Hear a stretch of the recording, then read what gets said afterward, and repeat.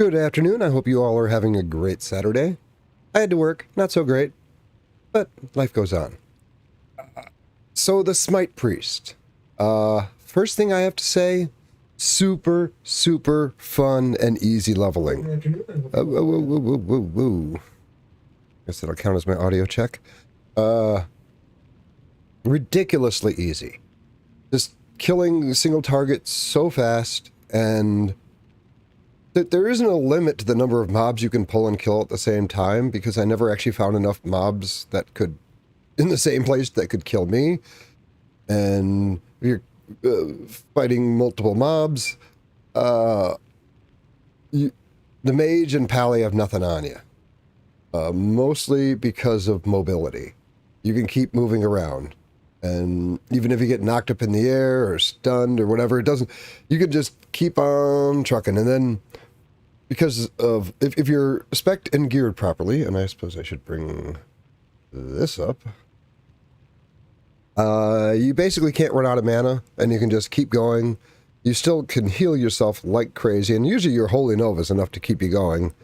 But if it looks a little bit tougher, you can pop you can put a renew on yourself, maybe pop a Desperate Prayer while you're going, but the Desperate Prayer doesn't seem to heal for much more than your Holy Nova, so not sure if that's really worth it. Best farmer. It was in Burning Crusade, still the best farming class spec in Lich King, in my opinion. Obviously, I haven't tried all of them, but I know the limitations that other classes have. It'll either be in the number of targets you can kill, your downtime after the kill, or the time it takes you to kill them. Whereas a pally will take a bit longer to kill them, but will be pretty much ready for another pull afterwards. The pally takes a lot longer to kill them. Because, the only thing he has that hits everything is Consecrate. His Holy Shield will hit many of them, but not all of them. And his Red Aura is not a significant source of damage. And the mage can probably kill them just as fast, maybe even faster than the Smite Priest, but the mage is going to have downtime afterwards. Also, it's easier to get yourself killed with a mage. I'm sure there's some other combinations, but it'll either include longer time to kill, fewer mobs that can be killed at the same time, or downtime afterwards. But I thought I would go through, like, if you're leveling, or if you got to go out, like you're a tailor and you want to go out and farm some cloth, it is probably worth, assuming you have enough spirit in your gear to make it work, to go Smite. The big problem, however, is that, oh god damn it, is it's no good for raiding. There's no decent spot for you in a raid. I had an opportunity to do 125 men as Smite, and respectable, but there's no ceiling. See, most DPS specs will have, as your gear increases, you have a progressive or compounding increase in your damage. Like most DPS specs will either from chance on hit, a crit, or usually haste rating or crit rating will cause something to occur that can give you a significant jump in your damage, larger than the linear increase of that stat. Haven't been playing my rogue, but I know there's a spec where your offhand hits give you energy. So haste and hit rating have a disproportionate increase in your damage beyond the linear increase in the number of times you hit a target. Like for warlocks, what do you call it? Corruption. Its ticks have a couple different effects, whether they're offering you free shadow bolts or, I forget what that other ability is in the demonology tree that gives you reduced cast on soulfire and incinerate. So as your haste increases, you have more opportunity for this, big gangbuster move. So in that case, the haste increases your damage more than it would on the surface. It is a progressive increase. So as your gear gets better and your raid buffs, combined with that, you will, a 5% increase in crit is not, a straight linear 5% or whatever it would be. Okay, the problem with the Smite is there's no progressive increase in damage. There is no chance on damage to cause cool thing to happen that lets you do a lot more damage. The closest thing to it is a Surge of Light. And initially, when they first brought this out, it did not have the second part. I'll read it.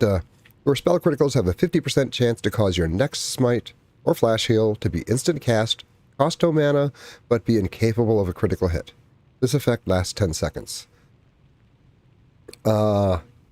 If the second crit were, if it were capable of a critical strike, this would be an example of a progressive increase. Because as you get more crit, you get more Surge of Light procs, which gives you more chances to crit, which gives you more Surges of Light procs. But they put the kibosh on that, like, early in Burning Crusade originally. I think that they brought it in already nerfed with Lich King. I don't think they ever had it in its original release format. And Surge of Light it seems way cooler than it actually is. You're like, wow, instant cast, that's great, until you realize, oh, Smite was only a 2-second cast anyway. So you're turning a 2-second cast into a 1.5-second cast that can't crit. And you're like, okay, so it's a half-second faster, but it has no chance at crit. So it's really not even a damage increase at that point. If it is, it's marginal. It does let your mana go a little bit further, but increasing your crit or haste or hit rating or whatever is not, it's just going to be linear. As your gear gets better, as you get more raid buffs, it's just linear, which makes it so that you're not a viable, like, in my test on the training dummy, in the same gear, Shadow versus Smite does, I don't know, maybe 20% more damage.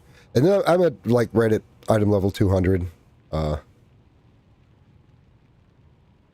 But Shadow has some, well, I forget the exact mechanism, but it has a progressive increase in your damage based on increasing your stats. So, and I was looking at the lists of top damage, and Shadow isn't in the top 10. It's basically mages, warlocks, rogues, almost all specs except, of course, subtlety.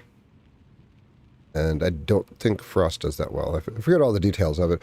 But right below that is, not too far below them, is Shadow, and it's not too bad. They don't even put Smite on the list, which, seems like they've forgotten about Smite. Like, I went to sign up for the raid as Smite, and that option wasn't there anymore. I'm like, oh, that's not a good sign. Oddly enough, Gladiator Warrior was on the list, which is ridiculous because Gladiator Warrior isn't a thing anymore. They killed it. In order for a Gladiator Warrior to do any kind of damage, they need to be, since you can't dual wield and devastate, which kind of sucks. So if you dual wield, you can't devastate. But if you put on a shield, all it's doing is allowing you to devastate, but then you're not doing this offhand damage. Yeah, Gladiator, and the one raid utility role that was really nice for the Smite Priest was if you needed, there's some fights where it'd be nice to have someone that can switch between heals and DPS mid-fight or in between or mid-fight. And that was nice with the Smite Priest because you still heal very, very well.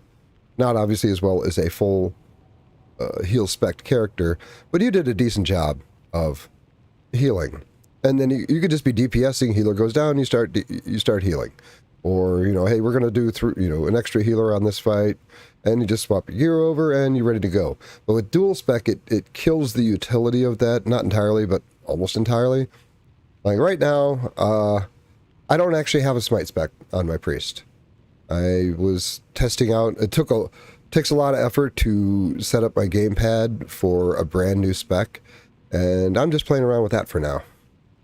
And Shadow's not bad. There's a lot to keep track of, but I kind of like it, which is another distinction from Smite, where it's just Smite and Holy Light. Holy Light on cooldown, Smite the rest of the time, and that's it. That's pretty freaking boring. It can get pretty old. Now the Holy Nova, if you get the gear and you got the spec and you got the glyph, Holy Nova hits pretty freaking hard. In the 25 man I did with my Smite Priest, there were a couple AoE pulls where I got top damage. But on boss fights, I'm above the tanks and I'm beating a few of the DPS, but it's not pretty. I mean, on what's the safety dance? The hell's that guy's name? God. Anyway, I did like number 6 or 7, but that's because it's really hard on the melee, and being mobile and doing damage is kind of difficult. And Hagen, that's his name. But I wasn't really very happy. The mana seemed good, but it for whatever reason, even though we had a Prat Pally and I believe 2 Ret Pallies, somehow they couldn't seem to keep a Judgment of Wisdom on the target. And when that Judgment of Wisdom wasn't there, it actually did get a little rough on mana, because going 5 minutes, it can be rough. And that was a big difference between Smite and Shadow as far as working a training dummy. Smite, go for like 2.5 minutes. 2.5 minutes before you're basically done. Obviously no raid mana regen, but the Shadow Priest can go for almost, just by himself, just with all his fun little stuff, Shadow Priest can go for like 4 minutes plus. Which means, like, if you're getting mana from other sources, other classes in a raid, you basically can't run out of mana. The Spirit, I still had a lot of Spirit gear going, and it looks like you can either go down the path of having the Spirit, because Shadow does have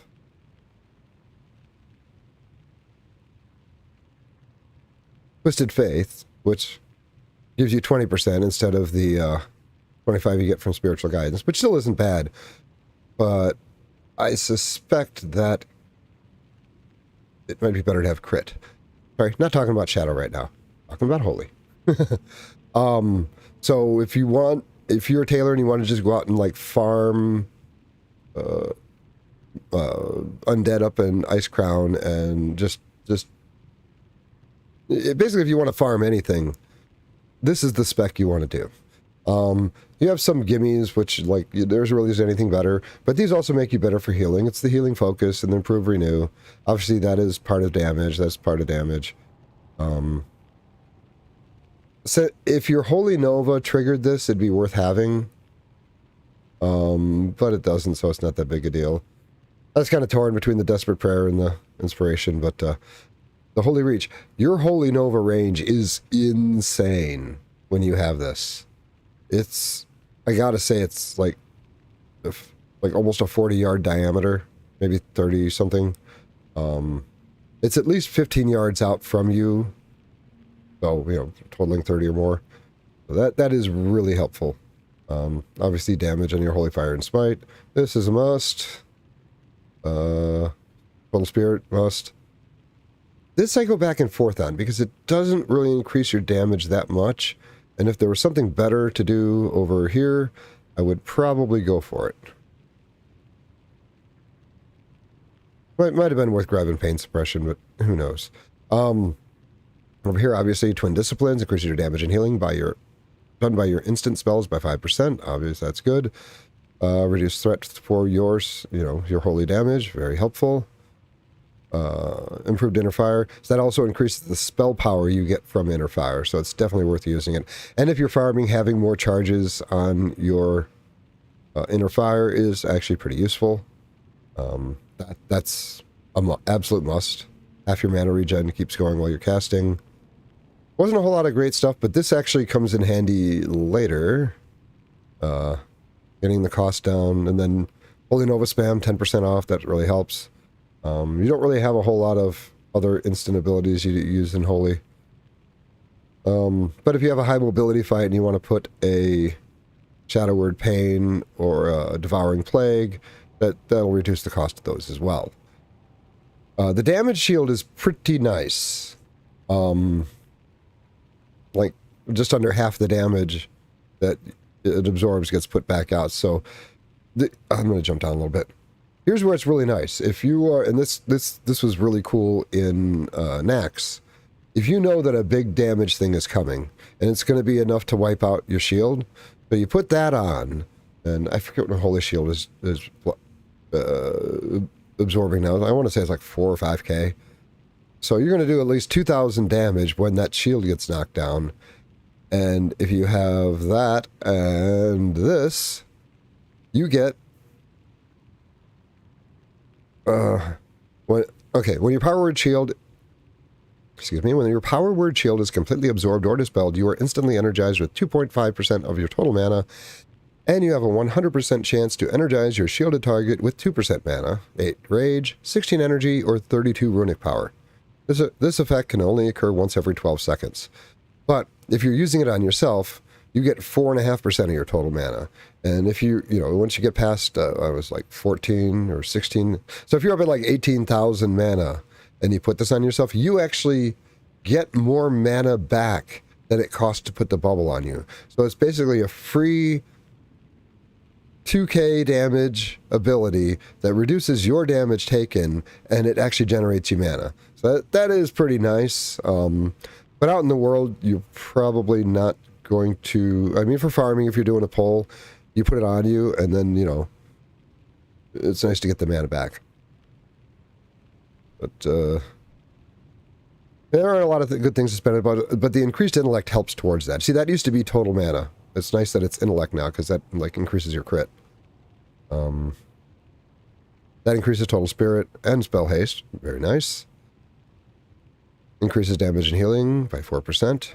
And having the shorter cast time on Master Spell is very nice. Spell crit by 3%. The taking a crit thing doesn't come up all that often, but if you're pulling a bunch of mobs and they're hitting you, it is pretty nice, because it will reduce the amount of damage you're taking. It's like wearing leather instead of cloth. That increases the amount you're healing yourself for. So for big pulls, that's really helpful. Power Infusion is just really nice for spamming that Holy Nova or, your Smite and Holy Fires. But it's almost certainly better used on somebody else if you're in a raid, because they will... That progressive damage thing that I was talking about, they will benefit from it almost always more than the Smite Priest. And Spirit Tap is amazing. Gives you a 100% chance to gain 100% bonus to your spirit after killing a target that yields experience or honor. For the duration, your mana will regenerate at an 83% rate while casting. So that's what makes you have endless mana if you have enough spirit. I think the highest I saw my spirit with consumables and raid buffs, I believe I was over 1,400.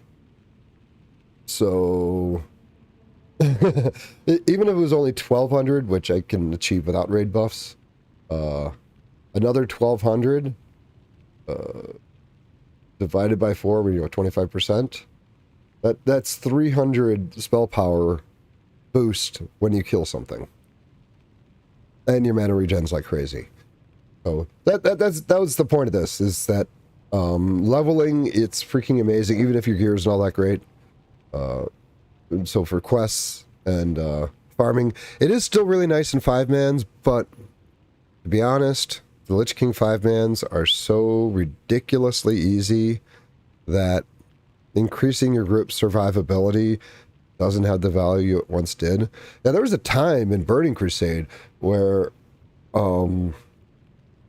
it was really, really nice to have a Smite Priest in your group. If you're doing like one of the more difficult heroics, to where if they're up there spamming Holy Nova, or they can toss around a Prayer of Mending, or if the healer gets stunned, or if it's the tank, you screw. A lot of times it would be you accidentally pulled 2 groups, and and Burning Crusade heroics were actually difficult, and pulling extra groups usually meant a wipe. Having one of your DPS able to just switch over to healing to get you over the hump of that saved so many wipes. But again, it's so, the dungeons, the heroics are so ridiculously easy in Lich King that that utility is a bit gone. But there is, when, since they are so easy, you can also go in as a smite, you know, with your smite spec as a healer, and put a bubble and a renew on the tank, and then just go in and spam Holy Nova. And between, you know, the ticks of renew and the Holy Nova, if your group's ridiculously overgeared, that just helps you get through the dungeon faster. So it does have some usefulness there. And I'm sure at some point I'm going to have a big farm that I need to do, and it'll be worth switching over to Smite for it. But currently, right now, I just have a straight-up heal spec and a shadow spec, because they sort of killed Smite. Although Smite wasn't the greatest to begin with, it basically had the same problem at 70 that it has at 80.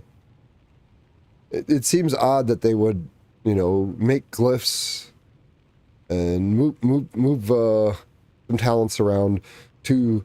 It looked like they were trying to make it not, you know, at least the equal of Shadow, but it doesn't seem like it's even close, and that gap should widen as the gear increases.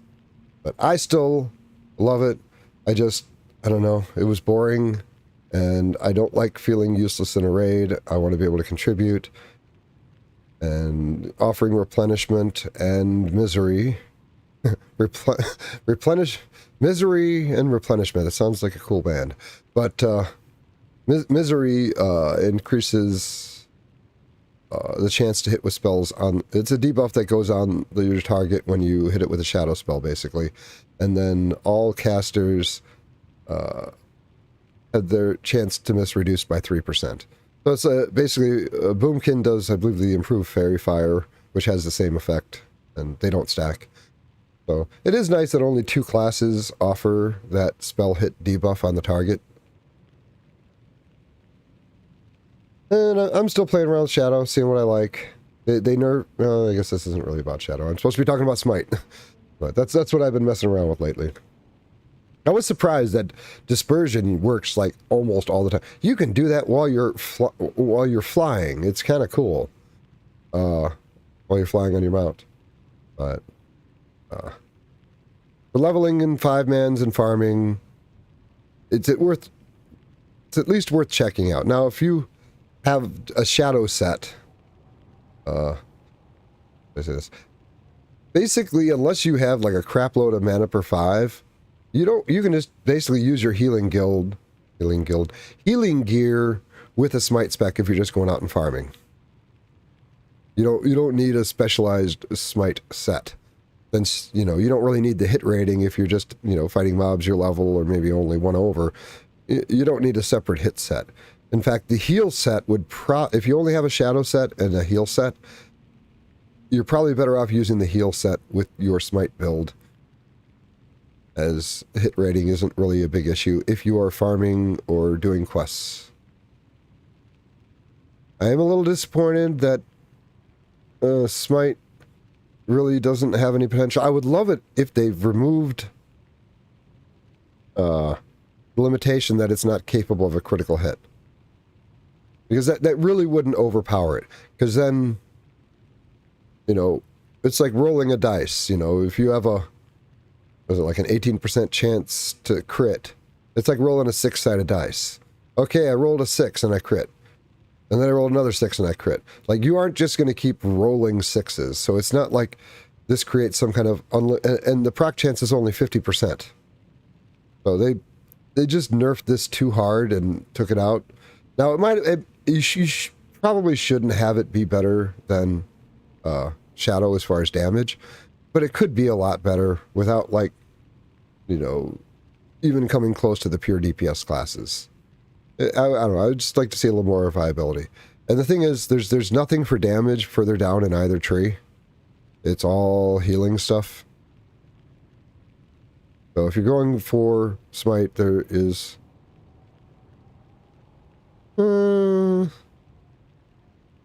5% haste, that's okay, I guess.